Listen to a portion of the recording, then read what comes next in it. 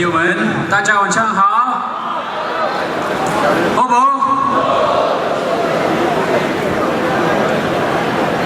？7 hari bulan nanti, 5月7号, boleh menang tak? Can we win? Boleh tak? Kalau semua sokong mestilah boleh. Ya, tapi tak cukup kalau semua dalam bilik ini sokong. Mesti mau ramai lagi. Kita mau kita punya kawan-kawan semua, neighbor, kita punya jiran, kita punya rakan kerja, kita punya anak-anak, kita punya anak-anak yang kerja luar negeri, yang kerja Kuala Lumpur, dia mesti balik. Kalau tak balik, mungkin tak menang. Betul tak? Ya, pastikan ya, tuan-tuan, puan-puan semua, kita semua keluar undi pun tak cukup, mesti mau lebih. Kita kena pastikan 7 hari bulan 5 ada kemenangan untuk calon Pakatan Rakyat, kemenangan untuk kawan dan kemenangan untuk rakyat Malaysia. Ini penting sebab kalau tak keluar undi, kalau kita ingat ayah ini mesti menang punya, senang, tak payah undi, macam itulah kita akan kalah. Kita bukan kalah sebab BN hebat, kita kalah sebab tak keluar undi. Jadi kita tak mau kalah macam tu. Kita mau semua kawan-kawan keluar undi, bagi tahu kawan-kawan lain, semua mesti keluar 7 hari bulan nanti. Boleh tak? Pastikan boleh ya tuan-tuan. We must win on the 7th of May. Kita kena menang. Kita kena bagi, tadi kita punya prof sudah cakap, kita kena bagi satu message yang jelas, message kepada Barisan Nasional. Kita tolak kezaliman. Ya, kita tolak kezaliman. Sudah berpuluh-puluh tahun kezaliman atas rakyat Malaysia dan ke atas seorang individu bernama Anwar Ibrahim. Sudah sekian lama, saya tahu semua orang di sini pun kenal Datuk Seri Anwar. Ya, dia sudah lama berkhidmat untuk rakyat Pematang Pauh. Sudah lama berkhidmat untuk negara Malaysia. Sudah banyak yang dia korban untuk rakyat Malaysia. Tapi tengok apa yang berlaku. Ini cerita Datuk Seri Anwar Ibrahim, bukan cerita baru. Kita semua tahu, ini cerita sudah lama. 17 tahun dia ulang cerita yang sama. 17 tahun dulu, saya ingat lagi, saya masih di bangku sekolah. Ya, saya dengan Steven Sim, dua-dua masih tingkatan 4 masa tu, 1998, Form 4. Saya dengan Steven Sim. Tapi dia sekolah BM High. Tingkatan 4, saya boleh ingat lagi. Itu tahun Hari Raya. Saya punya family, kita pergi rumah terbuka, open house. Timbalan Perdana Menteri punya open house, Datuk Seri Anwar Ibrahim. Itu first time, kali pertama saya jumpa Datuk Seri Anwar Ibrahim, tahun 1998. Ya, first time saya jumpa Anwar Ibrahim. Juga kita jumpa dengan Kak Wan, masa tu Timbalan Perdana Menteri. Lepas tu jumpa, salam. Tiba-tiba beberapa bulan sahaja selepas itu sudah dipecat, bukan jadi Timbalan Perdana Menteri. Tak cukup dipecat, ya, difitnah, macam-macam cerita. Ya, dia punya driver lah, dia punya secretary lah, dia punya assistant lah, apa macam dia cerita. Kemudian tak cukup, dia cerita fitnah, dia pukul, keluar newspaper, Timbalan Perdana Menteri mata jadi hitam. Ya, kena tumbuk, kena pukul, kena terajang dalam lokap. Inilah kezaliman. Kemudian masuk penjara berapa tahun, ya, keluar penjara, diulangi lagi, tak cukup, cerita yang sama juga. dia cari orang lain, tapi cerita sama. Round 2, ya. Sodomi 2 dia panggil. Ulang lagi sekali, same old story. Dan kemudiannya pada 10 hari bulan 2 February of this year, saya berada di Mahkamah Persekutuan Putrajaya apabila Datuk Seri Anwar Ibrahim telah dijatuhkan sekali lagi hukuman penjara 5 tahun. Dan pada ketika itu saya rasa sedih. Sebab apa? Ini 17 tahun punya cerita, masih tak habis-habis. Saya boleh ingat lagi masa saya kecil di sekolah, baca dan rasa sedih. Apa punya kerajaan boleh buat macam tu kepada pemimpin, orang yang tak bersalah, ya, dihukum. Kemudian berlaku sekali lagi. Sekarang sudah tua, 67 tahun, tapi boleh dimasuk lokap lagi atas tuduhan yang tidak berasas. Tak pernah ada bukti yang kukuh. Tapi saya nak kata tuan-tuan, 7 hari bulan nanti kita nak menangkan kawan, kita nak menangkan calon Pakatan Rakyat, bukan hanya sebab Datuk Seri Anwar Ibrahim, tapi ramai lagi rakyat Malaysia yang dianiaya, yang dizalimi selama berpuluh-puluh tahun. Ramai yang masuk lokap kerana politik, bukan sebab dia buat salah, ya. Kita punya ketua menteri sendiri yang amat berhormat Lim Guan Eng, saudara Lim Guan Eng pun masuk penjara, masuk ISA dulu, kemudian masuk penjara 2 tahun. Sebab apa? Mempertahankan rakyat. Jadi sebab itu kita tak boleh biarkan pengorbanan pemimpin-pemimpin kita, pengorbanan Datuk Seri Anwar Ibrahim tak boleh sia-sia, ya, tak boleh biarkan. We cannot let them sacrifice in vain. We must stand up for them just like they stood up for us. Berpuluh-puluh tahun mereka mengorbankan diri mereka. Datuk Seri Anwar Ibrahim, Lim Guan Eng, Lim Kit Siang, ramai lagi. Teo Beng Hock mengorbankan nyawa. They sacrifice their lives for us. They sacrifice their lives for us. So we must fight for them. We must stand up for them. We must beat BN for them. Can or not?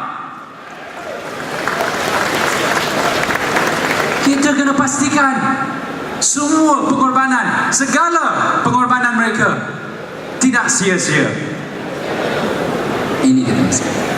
Lagi satu tuan-tuan, 7 hari bulan nanti kita nak tolak BN sebab apa? Kita nak tolak politik perkauman. Kita di Malaysia ni memang hidup semua pun jadi isu perkauman. Semua. Kita nak bincang isu ekonomi pun jadi isu perkauman. Kita nak bincang isu pendidikan, sekolah pun jadi isu perkauman. Kita nak bincang isu sosial, isu aksiden, apa-apa jadi pun first orang akan tanya apa dia punya, dia Melayu ke Cina, ya. Kita dah biasa sangat isu perkauman. Sampai tuan-tuan, isu GST pun boleh jadi isu perkauman. Kita pun sudah tahu, ya, MCA baru-baru ni bila dia pergi jumpa sama rakyat orang Cina, ya, dia jadikan GST satu cukai yang dikenakan kepada semua rakyat Malaysia. Tapi dia buat macam orang Cina saja yang kena, ataupun orang Melayu. Macam dia ada kebaikan untuk sesetengah kaum. Itu tidak betul, ya? Cuba bayang dia boleh cakap, dia cakap sama orang Cina, GST ni baik, bagus punya. Sebab apa? Ini orang Melayu semua tak bayar cukai, punya. Orang Melayu dia tak bayar cukai. So kita buat GST bagus, kita punya beban cukai boleh kongsi. Orang Melayu pun kena bayar cukai, baguslah, fair. Lepas tu Datuk Ahmad Maslan, ini MCA cakap. Lepas tu UMNO pergi jumpa orang Melayu, dia cakap apa? Oh, GST baik punya. GST baik sebab apa? Semua itu pengusaha, businessman, orang Cina semua tak bayar cukai punya. Dia suka lari cukai. Tapi kita buat GST, itu Cina semua mesti bayar cukai. Ini apa punya logik? Dekat Melayu dia cakap Cina tak bayar cukai. Dekat Cina dia cakap Melayu tak bayar cukai. Lepas tu dia kata GST ni baik. Macamlah, ada tak siapa-siapa tak bayar GST? Semua orang bayar GST. Budak kecil, saya punya anak Standard 1 pun bayar GST. Pergi kedai beli barang pun kena GST. Semua barang kena GST. Ya? Tapi GST pun boleh jadi perkauman. Sebab apa? Sebab dalam Malaysia perkauman adalah modal Barisan Nasional. Dia punya modal. Kalau dia tak ada perkauman, dia memang tak ada isu. Kalau BN tak ada perkauman, dia memang tak ada apa nak cakap. Dia kena kekalkan politik perkauman. Sebab politik perkauman adalah kuasa Barisan Nasional. Ya? Dia pergi dekat orang Cina, dia cakap lain. Dia pergi dekat Melayu, cakap lain. Jumpa orang India, cakap lain. Ini taktik lama, taktik zaman penjajah, tapi diteruskan. Pecah dan pecah, divide and conquer. That is what BN is doing. So kita tolak. Kita nak tolak politik perkauman, tak mau. Dan kita juga pada 7 hari bulan nanti, kita mau tolak cukai GST, betul tak? Ini cilaka punya cukai. Betul-betul cilaka punya cukai. Dia cukai yang adil. Cukai yang adil tapi tidak adil. It's a fair but unfair tax. Kenapa dia adil? Sebab semua orang pun kena. Dia tak kisahnya warna kulit, kaum, umur, kaya atau miskin, semua kena GST. Ini sebab dia adil. Tapi dia tak adil juga. Dia tak adil. Sebab apa? Sebab orang miskin pun kena bayar GST. Orang yang tak ada duit pun kena bayar GST. Kalau dulu income tax, cukai pendapatan, dia ikut pendapatan. You ada duit, you punya pendapatan tiap-tiap bulan banyak, baru you bayar. Dan lagi banyak you punya pendapatan, lagi banyak you punya cukai. Jadi orang yang ada satu bulan 20,000, maka dia bayar cukai yang lebih tinggi. Orang yang hanya 3,000 tak payah bayar cukai. Tapi dengan GST, semua kena bayar cukai. Ada gaji, tak ada gaji, kerja, tak kerja, student, orang tua, pencen, semua kena bayar GST. Dan masalah GST ni di Malaysia, sebab kita rakyat Malaysia tidak berpendapatan tinggi, tuan-tuan. Kalau semua rakyat Malaysia kaya macam negara lain, Singapura, tak apa lagi. Masalah GST bukan sebab cukai tak bagus. Masalah GST, Malaysia tak sesuai lagi untuk buat GST. Tidak sesuai lagi sebab rakyat tidak cukup pendapatan, tak cukup kaya. Janganlah membebankan rakyat. Kita punya rakyat berapa gaji? Ikut EPF punya statistik, EPF kata 62%, 2/3 of Malaysian workers mempunyai pendapatan RM2,000 dan ke bawah. 2/3 of Malaysian workers earn less than RM2,000 a month. RM2,000. Somehow you want to tax them. Somehow you want to force them to pay GST. Sebab ini yang kita katakan tidak adil. Dan kita timbulkan tanda tanya, persoalan, mengapa mau laksanakan GST sekarang? Kenapa sekarang? Why are you doing GST now? At the time when our economy is not good, when the ringgit is weak, when our people are low income, why are you implementing GST now? Mesti ada sebab. Dia buat cukai GST, dia boleh kutip banyak-banyak cukai. Sebab apa kerajaan mau kutip banyak-banyak cukai? Bukan ada minyak kah? Ada hasil minyak, ada hasil macam-macam, gas, balak, lagi kenapa mau letak GST? Sebab tuan-tuan, kerajaan sudah banyak hutang. Kerajaan sudah banyak tidak cukup duit. Ya, kita punya hutang sudah beratus-ratus bilion. 1MDB sebagai contoh, syarikat milik kerajaan sudah 42 bilion hutang. Hanya satu syarikat 42 bilion. Dia punya bunga pun tak boleh bayar 2 bilion sahaja tiap-tiap tahun. Itu pun sudah ada masalah, tak boleh bayar. Ya. Jadi memang nampak sangat kerajaan Malaysia sudah tidak cukup wang. Sebab itu dia kena ambil daripada poket rakyat. Sebab itu tuan-tuan, 7 hari bulan nanti jangan lupa kita keluar, kita tolak GST. Dan last kali akhirnya tuan-tuan, kita nak tunjuk, kita nak hantar satu mesej yang sangat jelas bahawa rakyat Pematang Pauh dan rakyat Malaysia menolak Barisan Nasional. Kita tolak kerajaan yang zalim, yang tipu rakyat, yang rompak rakyat, yang memanipulasi pilihan raya.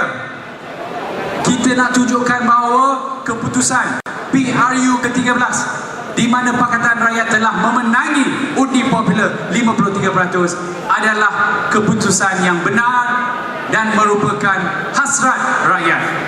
We want to show that GE13, the results, is a reflection of the real desires of the people.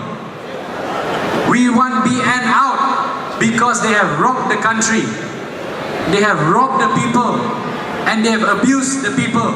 They have taken away our rights, and they will continue to do so unless we reject them. Mereka akan terus untuk merompak rakyat,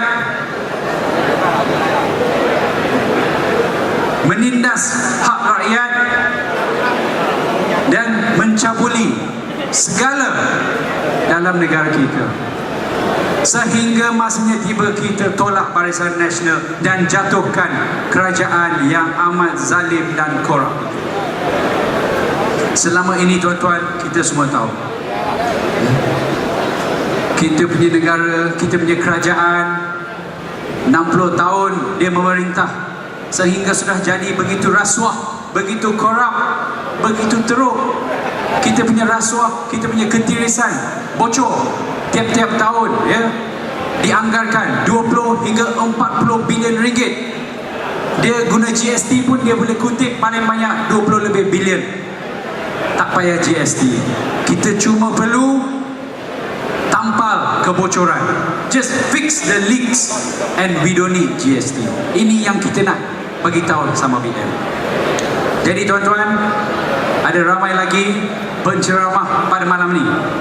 Saya cuma nak mengakhiri sekali lagi dengan menyatakan, tuan-tuan, we need all your support. Kita perlukan semua sokongan tuan-tuan, kawan-kawan tuan-tuan, family tuan-tuan, semua. Suruh dia orang balik dan undi 7 hari bulan. Boleh tak? Kita boleh menang tak? Terima kasih.